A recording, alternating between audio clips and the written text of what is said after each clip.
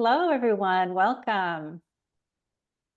Really excited to see everybody here today. As we're gathering, why don't you throw your name, your organization, your role, and where you're calling in from into the chat. And we'll give a minute or two for everybody else to join, and then we'll get started.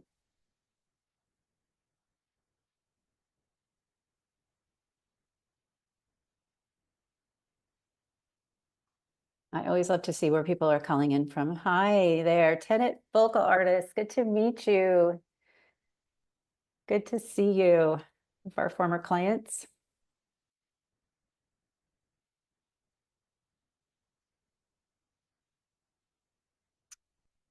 Where else are people hailing in from? I'm very curious.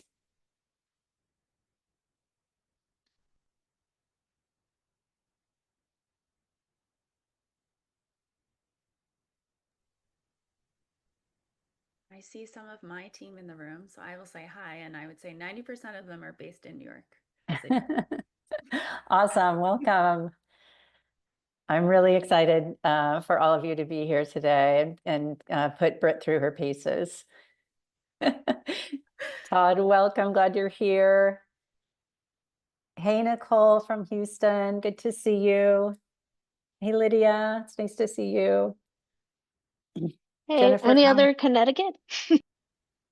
Yeah, let's hear it for Connecticut. We've got New Jersey in the house with Jennifer. Nashville, all right. Okay, keep going.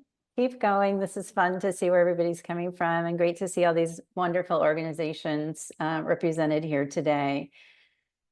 So just as a reminder, we're recording the call today and we'll share it out with everybody afterwards. But thank you so much for joining us, everyone. We're just so glad to have you here for today's hot seat coaching session. We're going to talk about streamlining to succeed, building the operational backbone of a thriving nonprofit.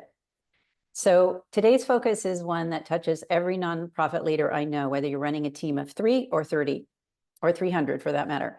We're digging into the real root of that constant feeling of chaos, which is broken systems. If your calendar is packed, but your priorities feel unclear, if your team is spinning, but not moving forward, or if you're constantly putting out fires instead of making progress, then this session is for you. We're going to look at how operational mismanagement shows up, what it's really costing your organization, and how to start building systems that free up capacity instead of draining it. So let me introduce myself. My name is Sandra Davis, and my pronouns are she, her. I'm the founder and CEO of Donorly. And at Donorly, we partner with small and mid-sized nonprofits during moments of growth and change to strengthen their fundraising muscle through donor research, storytelling, and community building. We especially love that messy in progress phase because that's where the real transformation can happen.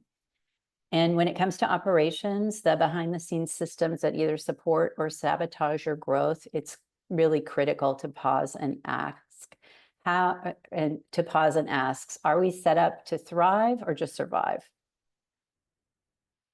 That's why I'm really so excited to welcome today's guest expert, Britt Gage, who brings deep insight into how to align your tools, your team, and your culture so that your fundraising strategy doesn't collapse under the weight of broken systems.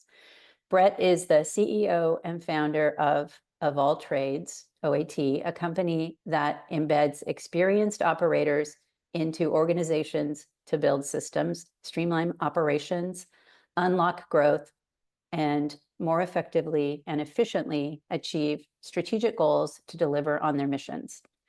Of All Trades specializes in helping companies scale sustainably through their unique embedded operating model. With over a decade of experience across venture-backed startups and mission-driven organizations, her collaborative approach, deep operational range, and the commitment to building sustainable human-focused systems makes her a trusted partner to founders and executive teams navigating complexity. Did I miss anything, Brett? So much wonderful things there, Sandra, so thank you. And it's so nice to meet everyone. Britt Gage, pronouns she, her. The only thing I'll fill in, because intros can be complex sometimes when you're getting to know people, is really what we do simply is we are the how to a nonprofit's what and why. If you are a nonprofit and you know exactly who you serve and what you do, but you're not totally sure how to be as effective as you could be, we are the operators that come in and support mission-driven teams to really achieve their how. Awesome. Very much needed. So I'm really excited about this. I'm going to do a little housekeeping here before we get started, and then we'll jump right in. So the call is being recorded, as I mentioned. And if you would like to turn on closed captioning, just go to settings and accessibility, and you'll find the closed captions there. Before we move into questions from our attendees, we're going to talk through some of the common operational pain points we see across the sector. In the second half of today's session, we'll dive into both live and pre-submitted questions. So feel free to drop yours in the chat as we go. Our colleague Weston, who is here today with us, will be monitoring the chat and will help us work through as many questions as we can. Whether you're trying to untangle misaligned systems, clarify who owns what on your team, or just need thinking through how to make your organization run more smoothly, we want to work through it together with you. When we go over your question, we're going to invite you to come off mute, introduce yourself, name, pronouns, title, and organization, and state your question. And then we may ask a few clarifying questions, and then we'll get right into it and help you process the issue. But please feel free also to put follow-up questions or any comments in the responses in the chat. We'd love for this to be kind of like, lively discussion. And we really want to learn from everybody. Okay, so let's dive in. Let's see. I think speaking from experience, before starting Donorly, I sat in seats similar to many of you attending, and many of the challenges remain in my current day-to-day. We have big goals to show up for, but the truth is, no matter how powerful the vision, broken systems will hold it back. It's an ongoing challenge, but if we wait for the slow period of our work, when things settle down to fix our systems, we're chasing a day that may never come. And building a strong operational background helps make bold growth possible, and might even free up some of the time so that we do have those slow periods every so often.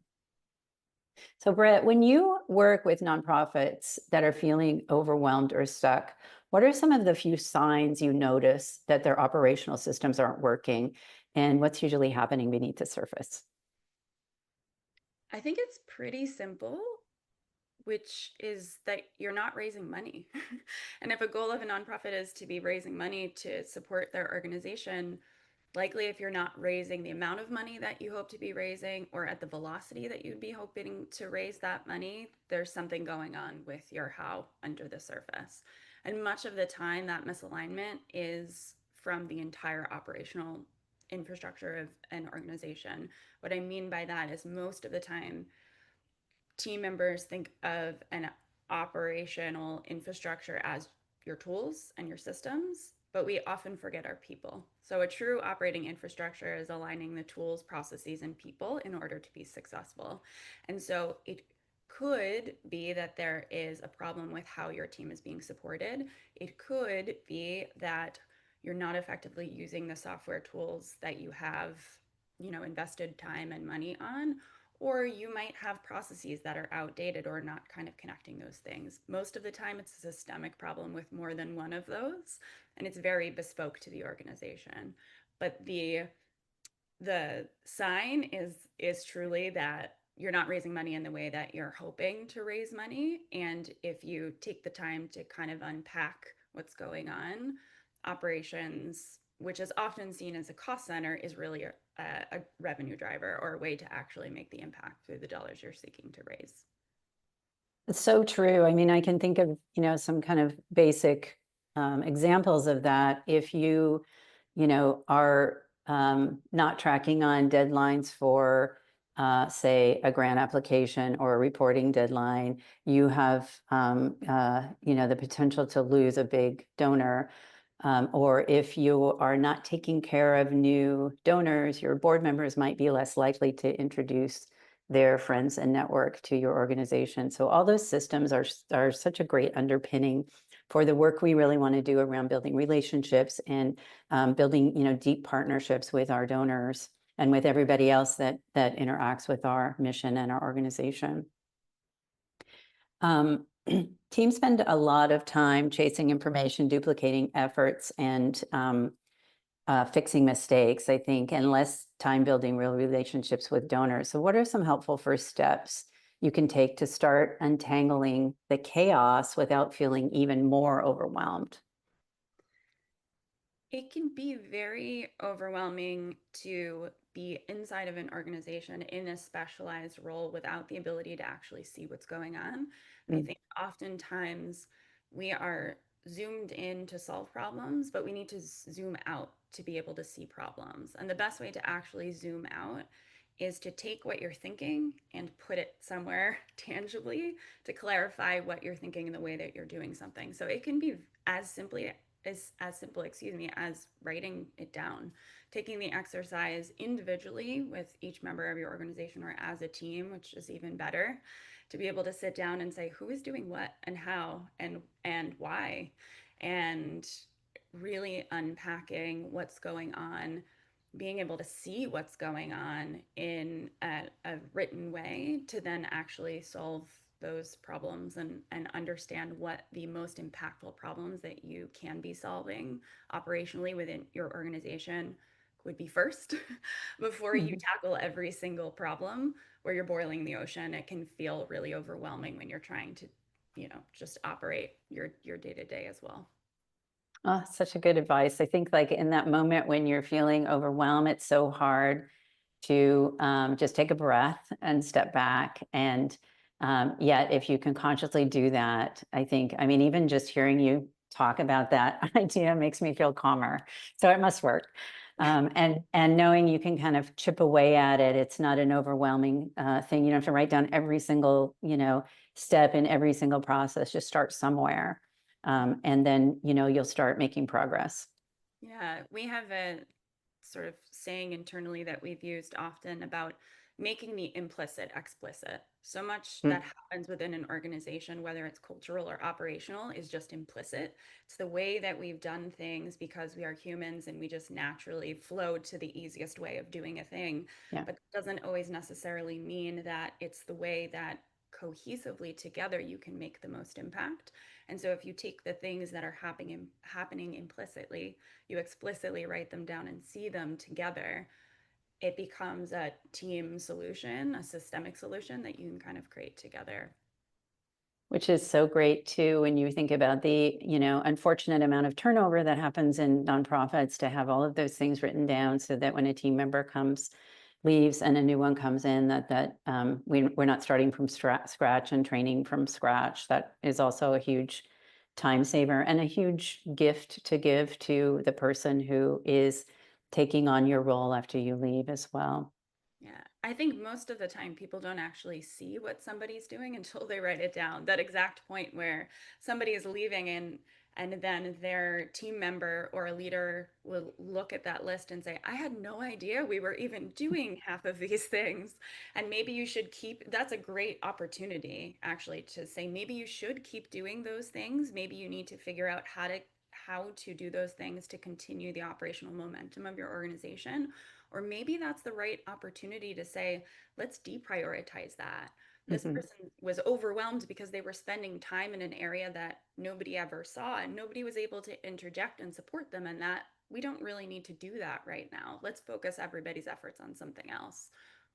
That's so good. And to think about doing that while you're there, not after you've left, and think about reflecting on, why am I spending, 2 hours every week to update this report that isn't moving anything forward, or, whatever it is that you're spending a lot of time on, just really making that assessment. And I think that I have been asked by my coach recently to assess my own time in that way. I think this is a never ending, good, like time management hygiene project that everybody should go through on a regular basis. Yeah, it's the idea of slowing down to speed up Yeah. that we forget. If we're constantly doing the same thing over and over, we're making an impact, but we might be going in the wrong direction. And so just the act of taking a moment of reflection can be the action point that drives the most impact. So good. I love it. I love it. Okay, listen, I want to go ahead and jump into some questions. So Weston, why don't you take us on that journey? Thank you, Sandra and Britt. Yeah, we have some questions that were anonymously submitted actually before this call, but if anyone here has questions you want to work through together live on the call, please feel free to drop them in the chat and we'll do our best to get to them. I'll pepper in from both sides.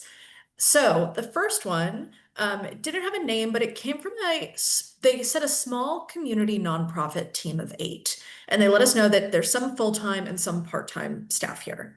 So they're using a CRM, a project management tool, and Google Drive. So examples of what they're up to, but their system still loses, their team still loses track of things. How can we prioritize organizing when our systems feel scattered?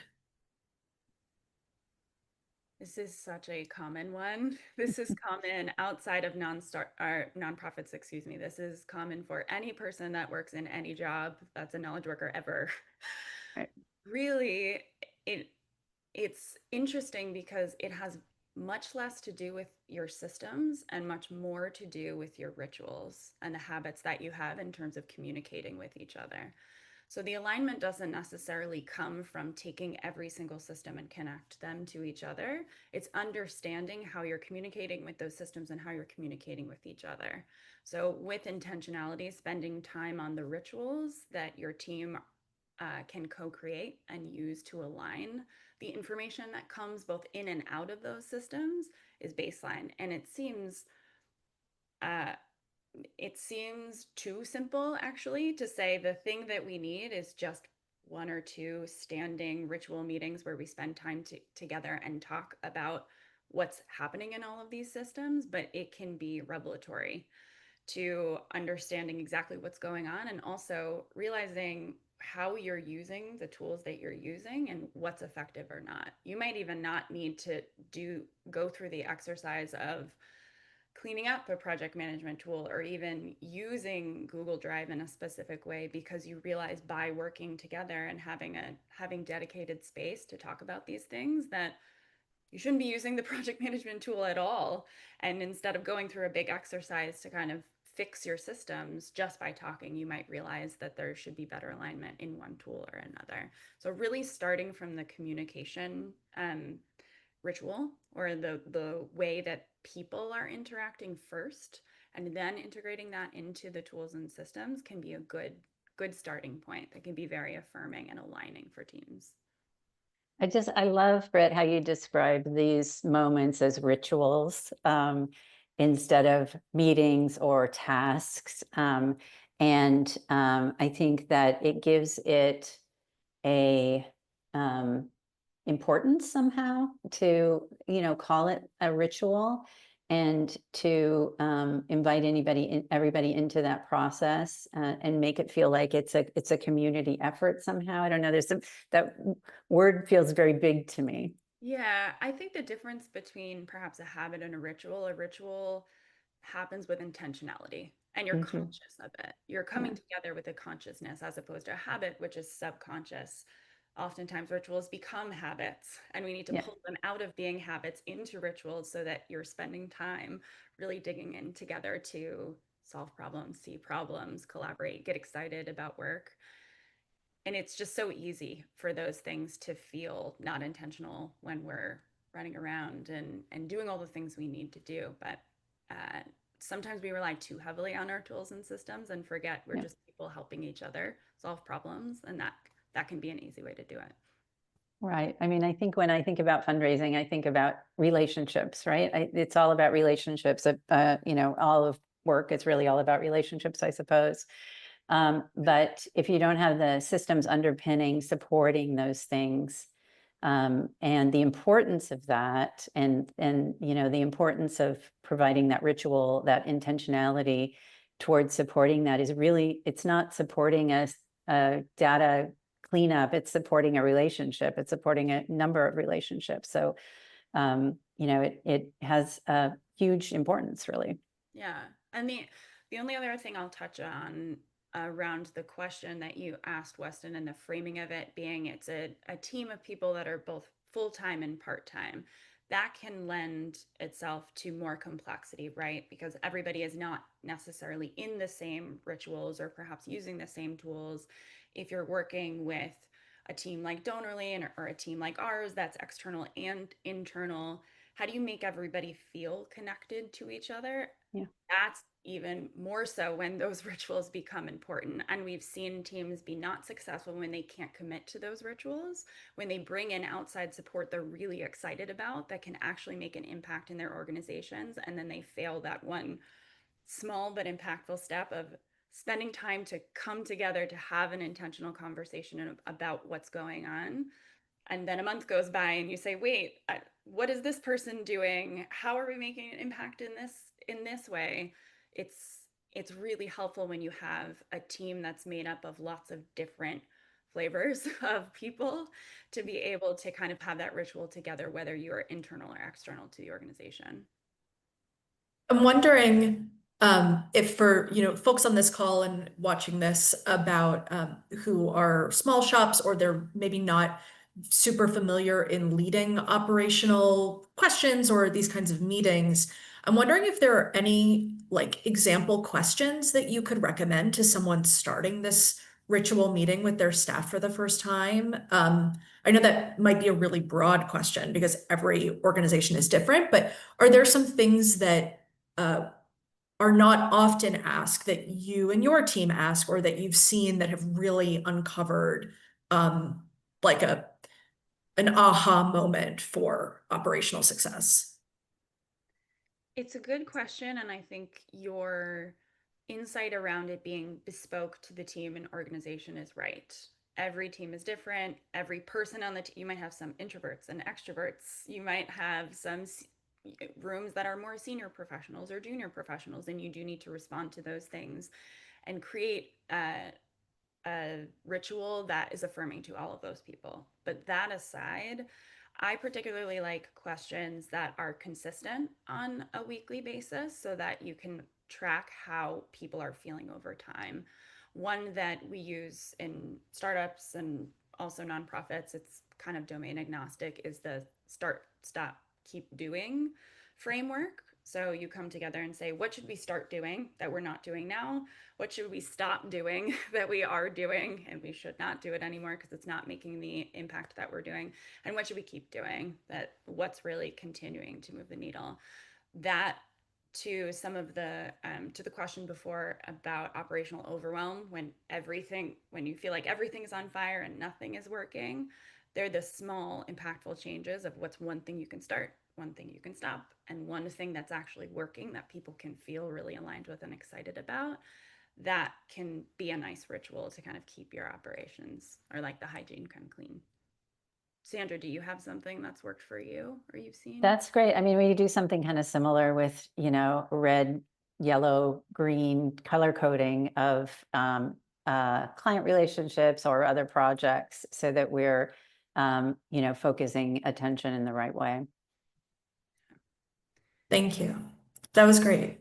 Now I'll go into, this one was submitted. It's a bit general, but I think we can all relate to this moment. They said, everyone on our team is stretched thin. How do we clarify roles and responsibilities without people feeling like they're being boxed in or they're being given more to do? Another one where making the implicit explicit can be super impactful. Oftentimes, when you come into a role in an organization, you're given a job description. Does that job description align with exactly what you're doing? Maybe, maybe not. So, writing that down, like truly writing it down and spending the time to realign from what was originally asked of this person to what they're doing now across the team can be really, really beneficial. Also, having clear performance plans for employees and staff can be really helpful. It's important for people to feel progress. And sometimes when you are doing, you're in a slow period or things aren't working or you're you know, just working hard and you're not always connecting with people, it can be often hard to see that progress. So being able to actually help people understand the progress that they're hoping to make and the ways that you can support them in order to get there can be helpful too. Sandra, what do you think? There's, it makes me think of a couple of things that I've done in the past and a couple of things we do. I went through an exercise one time not too long ago where I mapped every 15-minute interval of my day from the time I woke up to the time I went to bed. And I had an Excel sheet to do it. And, I got into the habit pretty quickly. It was eye-opening. You don't really realize how you're spending your time until you track it. And what it did was help me kind of rethink some blocks of time I was using, scrolling on social media, for example, but also just the way I was kind of mixing up my day that made it feel very choppy and made it feel kind of unpleasant to get through the workday.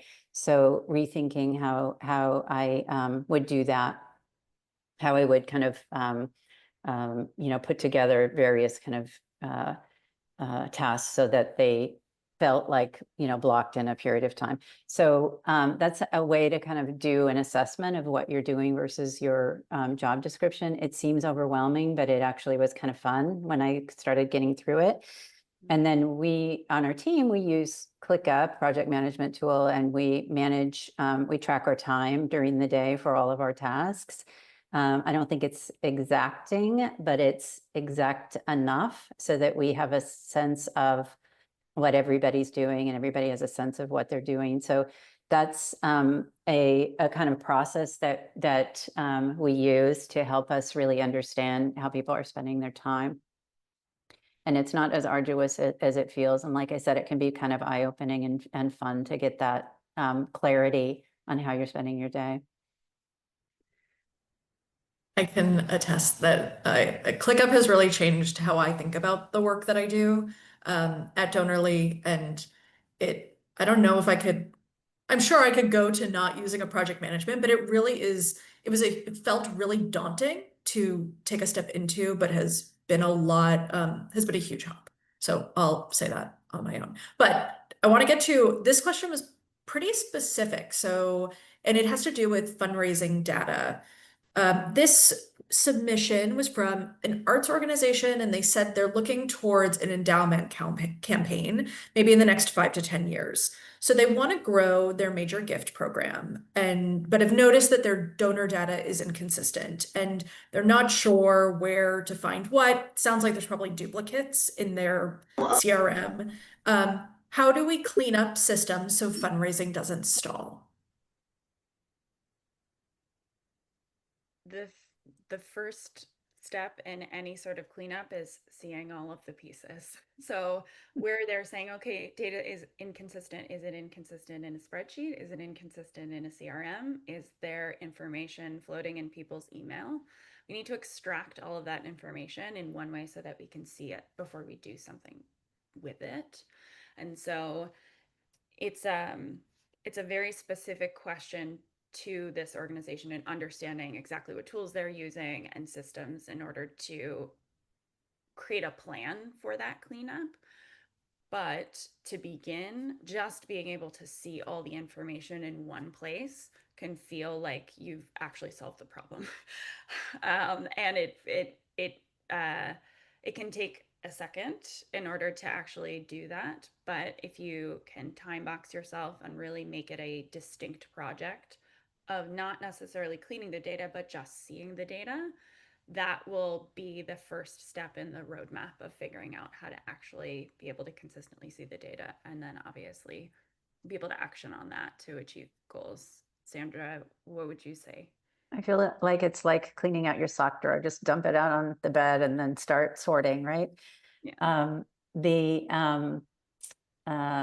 The other thing that they mentioned in the question about not really knowing where things are, and maybe there is a lot of information in people's heads, and that is not uncommon in a major gifts program, especially with a small team where maybe you have an executive director who's been around and running the organization for several years, and they have a lot of like deep relationships. They're not necessarily going to have the good habit of adding new information into a CRM each time they have an interaction.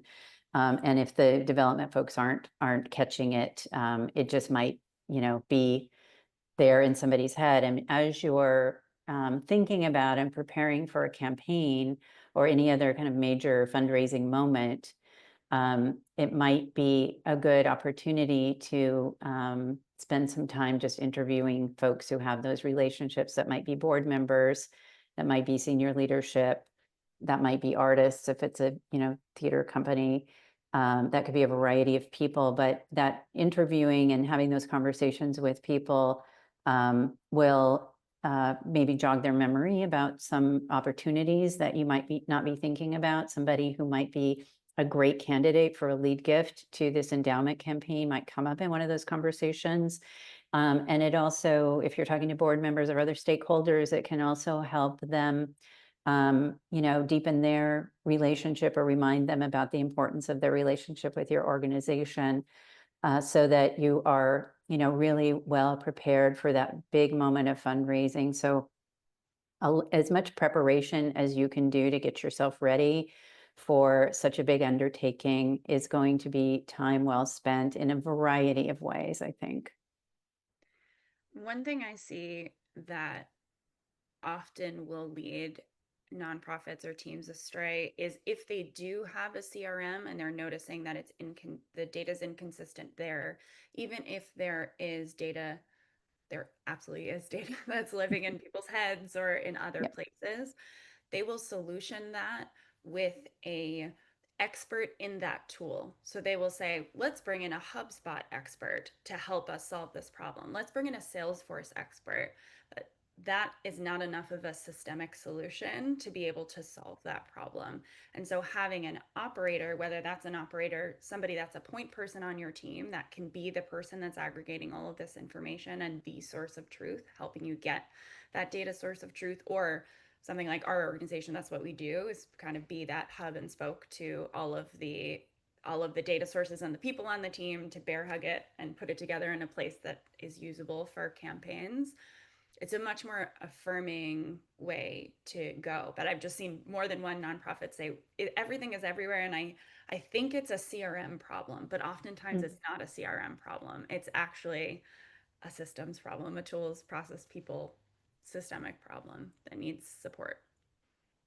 That makes so much sense. I mean, you can have the best CRM in the world and can have a great group of donors and lots of great information, and you need your systems of all kinds, all definition of systems in place to be able to keep it going and to keep it useful for folks. And it's really, I think I've seen far too many times, and maybe and been part of creating problems far too many times, where the best intentions of organizing a CRM or bringing in those experts is a temporary solution. Completely. And there's so much change management too that it takes for people to align in that way, but you can't bring people to a new place if you're not meeting them where they're at. And a systems administrator of a CRM tool is not the right team member to be able to do that. It's either an internal team member that really understands everyone and where to even find this information to clean it up, or having somebody who has that operations mindset who can connect all those pieces together. Maybe even somebody who really understands everybody's working styles and can encourage them to take part in the work that you've designed. Can be really important. I feel like as we moved into ClickUp about a year ago, we talked about the idea of somebody being a ClickUp champion, that person who's encouraging everybody to use the tool in the way that we want it to be used, but also to give constant feedback around how to use it better, how it's working or not working, in order for us to really have something that we enjoy, interacting with every day. Yeah, completely. And if not everyone has thought into or is using the tool. If it's just the execution team and not the strategic team, or it's just the junior professionals and not the leadership team, it's always going to fail every time. You need everybody to say, this is our source of truth. This is what we're doing together as an organization. It's going to make an impact. And then, like you said, Weston, becomes oh, this is actually so easy and this is really helpful and I'm really enjoying using this. Like, it's making the impact that I'm hoping. Yeah, source of truth. I've heard that many a times Love with it, yeah. CRMs and so on. I want to get to a couple more questions that were pre-submitted, but this is a reminder that if anyone on the call wants to ask any questions live for Sandra or Britt around operations, please drop them in the chat and I'll do my best to get you on screen to chat with them. So this submission is particular around one kind of role, but I think it's applicable to others. This is from a submitter who said, we received a grant to hire new program associates, but we're realizing that our onboarding processes are just not working and making adjustments while hiring feels overwhelming. How do we redesign this program or these processes without stopping everything else? So it sounds like maybe there's a grant with an expiration date and they need to hire people by this time. They're looking at this growth, but how do they balance the need for change and adjustment and getting this done and getting folks in the door? Coming from the startup side, because again, we work in so many different domains, this is the best time to be iterating on something because you are learning by doing. So you really have an opportunity when you're building a new process. If you, it kind of goes back to the Sandra's primer of this entire time together, is if you're waiting for a slow period to do something, you're not going to do it, and you're actually not going to see what's going on. That's why startups work really nimbly to build, test, measure, learn, that mentality. And so for something like this, if you already notice that the onboarding processes aren't working, that's the first step, that you notice there's an issue. You put somebody through that process, and as you're putting them through the process, you identify the points that aren't working. Then you put somebody else through the process and you make one change within that system that would be the highest impact change. Was it helpful in the process? Then you do it again. And so over time, as you're doing it and you're identifying these small impactful ways to change the process, you're going to end up with a more aligned process, probably a more attuned and improved process, because you have more than one opportunity to improve it over time. So I would say you wouldn't want to stop anything, sort of stop the process and say, let's design this perfect system and then put people back into it. Bring people along for the ride. Hey, program associates, we're working on this new process. Sometimes it's clunky, but we're really earnestly trying to work on this and make it better. Please give us your feedback, because we're going to continue to make it better over time. And then at the end of kind of this experience, you'll find that the process is probably so much better going through that. It makes me think I'm imagining applying that to like a gift acceptance and acknowledgement process, and putting all the pieces in place, and having each step worked out along the way, having your program associate, maybe you have a goal to get an acknowledgement letter out, a day or 2 days after you receive the gift as an ideal. And are the steps in place for you to be able to achieve that on a regular basis? Are there things you can do to shorten the amount of time that one of those steps happens so that you can achieve it, or eliminate steps that are unnecessary before the acknowledgement goes out the door? That feels like an application of that. Is that right, Britt? Yeah, absolutely. It feels like also a program associate would enjoy and appreciate the process of being involved in creating the things that they have to do every day. I love the idea of co-creation in process. I think when you have somebody who's not doing a thing and they're creating a process for someone else, you miss the empathy. You miss the piece. I know what it feels like to do this, and this feels great, and this feels hard. And you really want to be optimizing towards this feels great. And you can't do that if you can't feel that. So that is exactly it. Think it's hard as leaders to remember, I feel like I remember the days when I was, doing this task or that task, and I think I know, how it could or should be done. But the ability to have somebody else kind of create that feels, I think what you're saying feels really important, and it's going to make their experience that much richer. Yes. This is kind of a continuation to that, which is, I'm just curious, Britt, if you have any additional thoughts on this one, but this organization has grown fast over the past year, but their systems haven't caught up. Do you have any recommendations of maybe the first operational shift or something that you could do in the first few months of this growth to make sure that the sustainable growth is supported? I'm going to sound like a broken record at this point because it's beautifully simple when you boil it down to really what it is. But if you are growing very quickly, you probably don't really know what's going on. Everything's happening implicitly. Writing it down, you won't actually know what the first step should be, the most impactful step, if you can't see it. And so oftentimes it's the act of things are really happening so fast and this is exciting. Let's, on a Friday, all get together and reflect on what's going on. Just 30 minutes. Let's spend that time. Let's write it down. And then we can see, okay, of all of these things that are happening, this is the impact. This is the thing that we should focus on right now that will be most impactful. Or what you might hear about this is, okay, we're scaling, things are working really well, but once you get everybody in a room or you write something down and you see everybody is having this same problem, that's where you start. That's where you start. What is the it's all pattern matching, right? Like, what is the pattern, and how do you either double down on the thing that's working or create less friction in the thing that's not? I think that those moments too, when you've got big growth, there is, a challenge in retaining people or keeping people happy because of the level of work. Even though it can be really, really exciting, it can be also very, um, um, grinding and frustrating.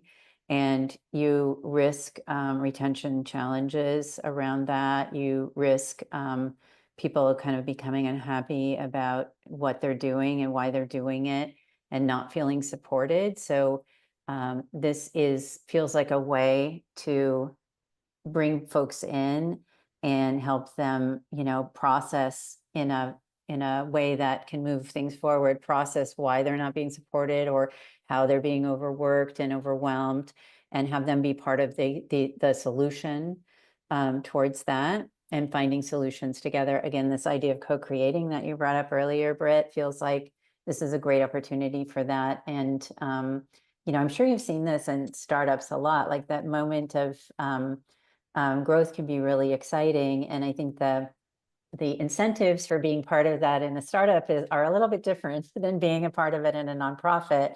So maybe people are willing to, stick around and move through those periods for the payoff that they may get later. And I think in the nonprofit space, obviously, we have a different incentive, and that's to help our constituents and to drive the mission forward. And not that that's any less of an incentive. In a way, it can be more of an incentive. But not feeling feeling like that feeling of overwhelm can be really hard at those moments. Yeah, and that's also an ideal time to invest in culture building. I think oftentimes people forget that culture creates process without rules. The way that people are doing things, you don't need a process. It's just how people are doing work. So if in this very overwhelming time, you've created a culture of celebration where you're calling out the unseen amazing work that people are doing that nobody's really acknowledging, that's such a great way to make people feel less overwhelmed, aligned with the overall goal. Those little cultural things at that stage are so important. And again, in the same way that we think of operations as a cost center, not a revenue driver in traditional business, Yeah. culture is the same thing. Why would we invest time in making people feel great when things are going so well in the business? Because they, or in the organization, things are going well in the organization because people are working really hard, and that's Yeah. the time to actually invest in the culture so that people feel really supported to continue to want to do that great work. I have love- oh, No, I love that. I love everything you said. I love that culture is part of a conversation around operations and around, systems. It's just so obvious, but it needs to be stated out loud. This is a great segue into this might be our last question, but we'll see how it goes. From Jiwan, who submitted a question to me. If you wouldn't mind coming off mute and asking Sandra and Britt off camera if you'd like, but off mute, please. Yeah, hello, nice to meet you guys. Thank you for all the insightful talk today.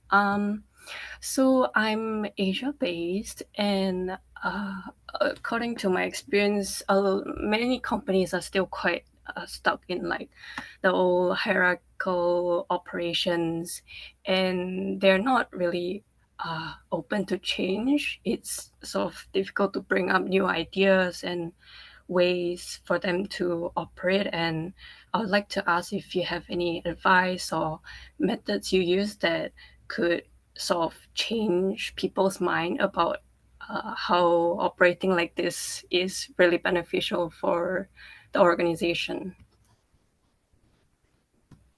Thank you so much for that question. It's a big one, and it's again a big challenge that falls far outside of nonprofits. Yeah. I think that people will make change when they see an impact, and sometimes there's a chicken and an egg situation. You don't see the impact until the change happens, and so you do need to, if you are somebody who wants to affect change in the organization, storytell, bring people along for the ride so they can understand what the impact ultimately will be if they can't see it yet. And showing up with empathy, understanding that it might be challenging for somebody to see those operational changes and the effect of those operational changes because they are seeing things differently, and kind of meeting them where they're at, and again, being really empathetic to their perspective. The other thing that I think happens often when we feel mired in operational challenges is we think about fixing things as opposed to creating things together. This idea of co-creating. So instead of just saying, I'm going to solve, we need to fix all of these problems because there's a problem with this and there's a problem with this person. How can we stop thinking about them as problems and think about them as opportunities to create more meaningful, aligned work with each other and impact for our organization? Sometimes that shift of the negative of fixing to the positive of creation can also be a nice way where people feel more excited about potential change and getting on board with change. I'm going to Thank be you so honest. much.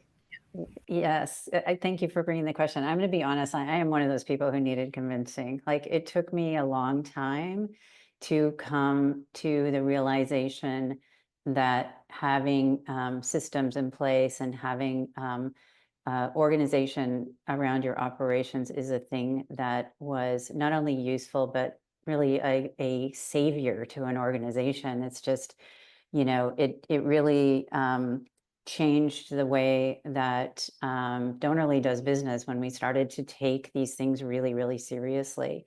So I had to be brought along. And I don't remember if there was one moment when I had an aha or a light bulb, but I think that we'd grown to a point where it felt like our day-to-day work wasn't really in control. And I think that was the point where I realized we really, really needed to put these systems in place. And after we have done it, and we, continue to do it, we continue to have our rituals around it.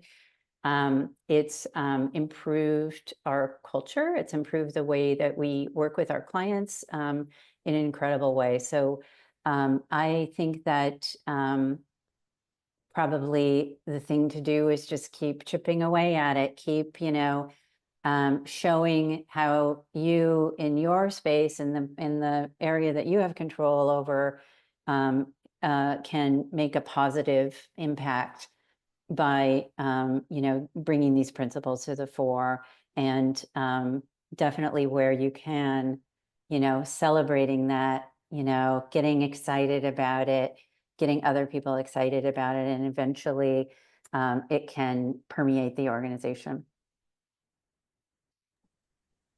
Thank you so much for that question. I think Great when I one. saw it, it's so interesting and makes a ton of sense.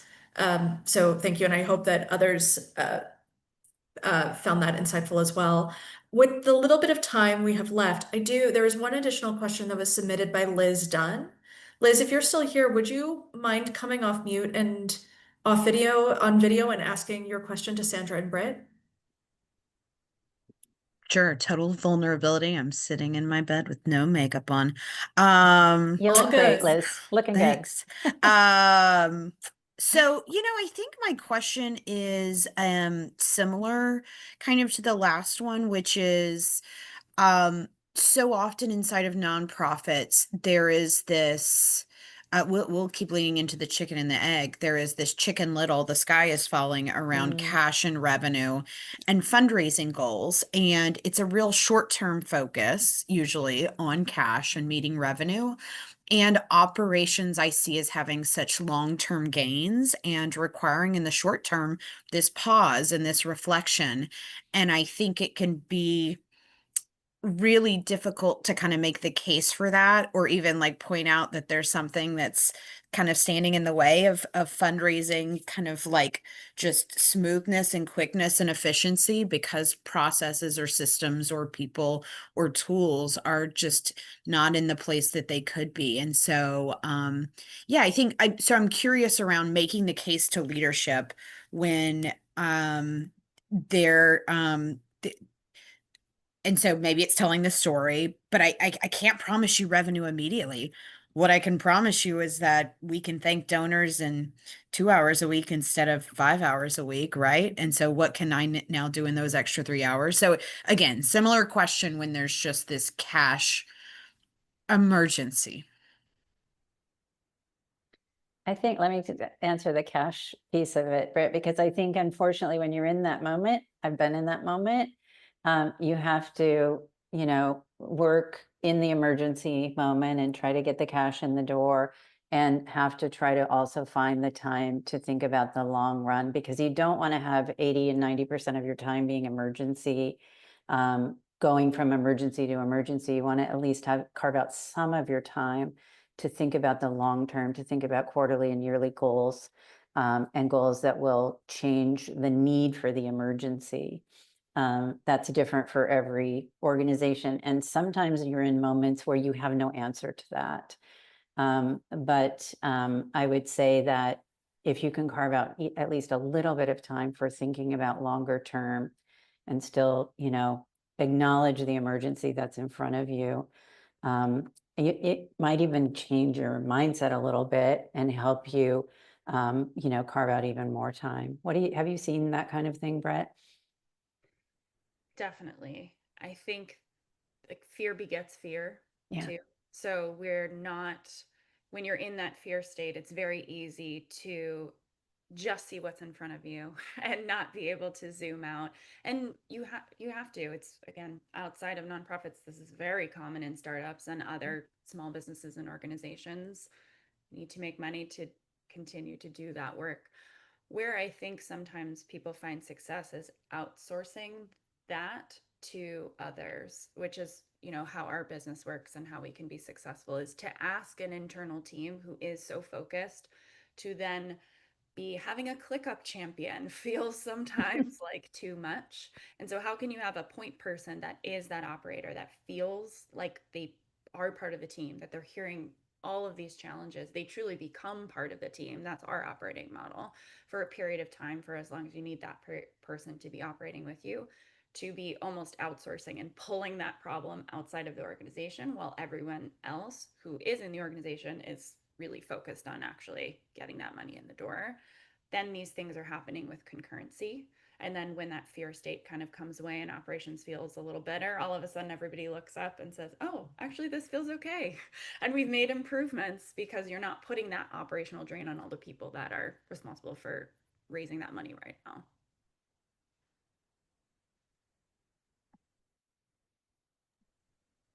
I agree with all of this. I'm curious, Liz, do you have any last minute like questions? Now you're probably thinking about so much. Yes, I think one of the main operating challenges that I see, and I'm a consultant just for context, but I've run development teams, so I've been in it and now I'm outside of it. And I think one challenge that I keep seeing over and over again that creates this emergency fear-based mindset is, and this is an operations problem, is how people are setting their fundraising goals and if they're being realistic about how they're going to achieve them. And if it's like data driven, historically driven, and like new initiative driven, because if you give me a goal that is a wish and it came out of thin air, no amount of operations is going to like solve for that. And I just think I've seen that a lot. And usually that's a top down challenge from a leader or from the board, of this is what expenses are, therefore this is what revenue has to be. And then it's just this kind of fundraising and operations spiral. I don't have, I mean, the solution is smart goal setting. I don't know. And I feel like We should do a hot seat coaching session on goal setting. Yeah. That feels like, totally. that feels like an hour's at least topic, but yes, I think we were all nodding our heads. I think we've all been in those kinds of situations. It's unfortunately very common. Yeah, I think it just deserves its own hour. I think it's like an hour of goal setting and a little bit of the importance of general operating support within your organization to support your big dreams and goals and so on. Yeah. I could go on, but it is 1:57 Eastern, so I would like to pass it on to Sandra to close us out. Thank you. As usual, I was saying at the very beginning before we let everybody in to Britt, like these hours go so quickly, and I feel like that definitely was the case today. Britt, I just am so grateful for you showing up and sharing your wisdom. And I'd love for anybody to throw any takeaways in the chat if they have them. We will be sharing our own takeaways via email with the group, so expect to see that at some point. Let me see, we're also going to share where you can find us. So our company is donorly.com. You can find us there on the socials. We're at _donorly. We'll share my LinkedIn. Please connect with me there, and I'll probably try to connect with all of you there. If we're not already connected on LinkedIn, I love to spend time there. And then Britt is at, we're going to give you all of her ways to get in touch with her. And she's also offered a 30-minute call with OAT, and she's given us a scheduling link. So we've popped that in the chat here, but we'll also include it in an email. So definitely, I encourage you all to spend some more time with Britt, get more of her wisdom, and she can dig into your own specific issues and problems around your organization and help you find some solution to that. Okay, so then have I missed anything, Britt? Does that cover everything? That's perfect. Thank you. Great. Great. And so next month, August, we're going to talk with Kelly McLaughlin. She has a specialty in really starting from scratch. So starting and scaling giving programs from the ground up. She has great systems for that. I'm really excited to talk with her about that. That session is scheduled for Friday, August 29th at 1 p.m. And we hope to see you all there. This was such great fun. We look forward to keeping in touch via email, on LinkedIn. I hope you come again in August. We'll do this every month, the last Friday of the month. Love to see you all there. And it's just my pleasure and my joy to host these every month. I learn so much, and it's so fun to get in touch with and have conversations with the colleagues and the partners I just adore, like Britt. So thank you all. Thank you. Thank you. Thank you for having me. It's been really fun and excited to see everybody. All right. Take care, everyone.